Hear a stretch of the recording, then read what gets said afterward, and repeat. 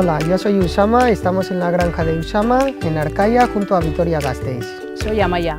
La granja de Usama es un proyecto educativo en el que tratamos de utilizar los recursos que nos da el entorno, los animales y la tierra para enseñar y mostrar de forma didáctica trabajos y costumbres de antaño.